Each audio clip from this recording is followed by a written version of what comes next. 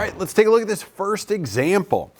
A circular saw blade 0.2 meters in diameter. Ooh, diameter, we're gonna have to change that because we want radius.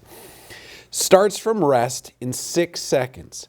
It reaches an angular velocity of 140 radians per second with a constant angular acceleration. Find the angular acceleration and the angle through which the blade has turned in this time.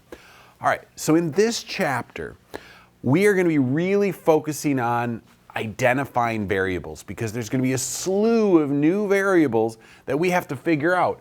And the algebra is going to be pretty darn similar. List our variables, pick an equation, solve. But the hard part is going to be, what are these new variables? All right. So go ahead and make sure you use this variable sheet. I know we're filling it out as we go, so make sure you are using it as well. If you want to make note cards or something, go for it. All right, so let's look at that information they gave me.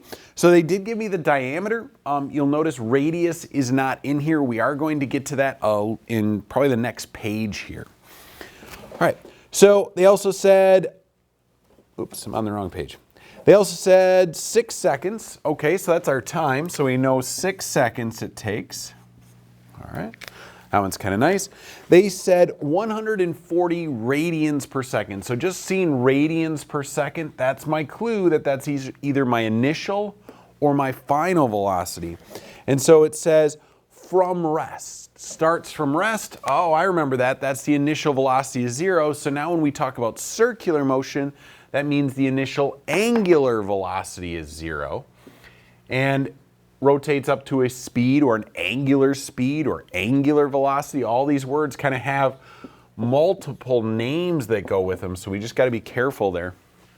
Of 140, whoops, radians per second, Mr. Foster, radians per second. All right, and then they want to know, find the angular acceleration alpha, so I'm looking for alpha. They did not tell me where it started, so I get to choose the initial angle as 0 radians. And so I want to go ahead and find alpha, and they ask for what angle did it turn through. That is going to be theta. All right, so again, this chapter, it's all about identifying variables here at the start. We got to be able to identify what are we solving for, what are we given in order to do that. So to find alpha, pick an equation without theta. That'd be equation number 1. So I have omega equals omega naught plus alpha t. Plug in my information. So the final omega is going to be divided by the time to solve for alpha.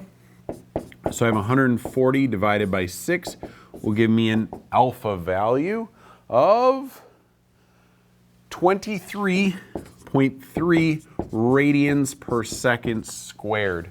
Now sometimes we will be given units that aren't compatible with my set. So maybe I'll be given revolutions, or I'll be given revolutions per minute, something like that. You will have to convert those in order to use them here. All right, and then I want to find theta.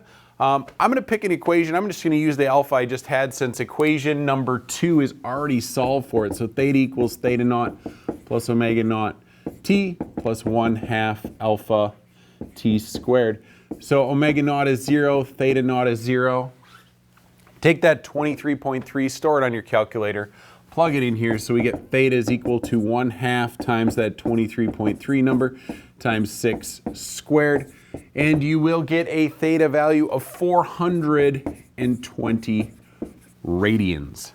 Now from time to time you will have to convert that to say revolutions, so how many turns did it make instead of through what angle. Just as a quick reference here, when we get rid of radians and we go to say turns or revolutions, 1 turn is going to be 2 pi radians.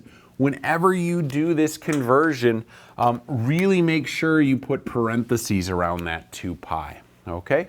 If you have to. In this case, they didn't want us to, but I took this as a teaching moment. There you go.